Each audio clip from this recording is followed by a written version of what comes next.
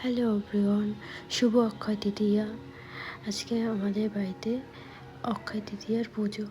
Actually দোকানেই করা হয়, বাট এই বছর যেহেতু দুটো দোকান হয়ে গেছে সেজন্য বাড়িতে।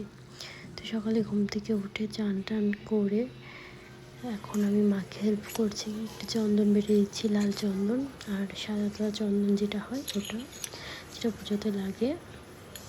আর বৌদি ওদিকে ফল টল কাটছিল এখানে। তারপরে করার পরে চলে গেলাম পুজোর ওখানে। দেখছিলাম মা গণেশ ঠাকুরকে রেডি করছিল পুজোর জায়গায়। ঠাকুর মশাই চলে আসবে ফোন করেছিল যে আমি এখনও আসছি, সেই জন্য ধূপ সব রেডি করা হচ্ছিল।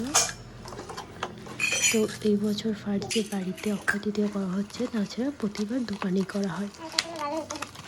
এবার দুটো দোকান হয়ে যাওয়ার কারণে এবার বাড়িতেও করা হচ্ছে, তাও জোড়া মূর্তি, মানে দুটো সব জোড়া জোড়া করে। প্রতিবার একটা করে হয়, এবার সব ডবল ডবল।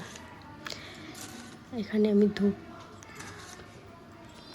আমি ধূপকাঠিগুলো রেডি নেওয়ার পরে দেখলাম মা গণেশ ঠাকুরগুলো কত মিষ্টি করে সাজিয়ে দিয়েছে। তারপরে ঠাকুরমশাই চলে এসেছিলো। তো যেহেতু খাতা দিতে হয় গণেশ ঠাকুরের ওখানে, ব্যবসার মানে দোকানে, তো দোকানের দুটা করে খাতা, দুটা করে পেন, সব পৌঁছতেই ঠাকুর মশাই লিখছিল শুভ অক্ষয় তৃতীয়া, যেটা লিখতে হয়। তো ওটাই লিখছিল। তারপরে ঠাকুর মশাই দেখে নেবে সব কিছু ঠিকঠাক আছে নাকি, তারপরে পুজো শুরু করলো। আর ওখানে আমাদের একটা নারায়ণ ঠাকুর আছে, ওটাকেও প্রতিষ্ঠিত করলো। এখানে পুজো কমপ্লিট হয়ে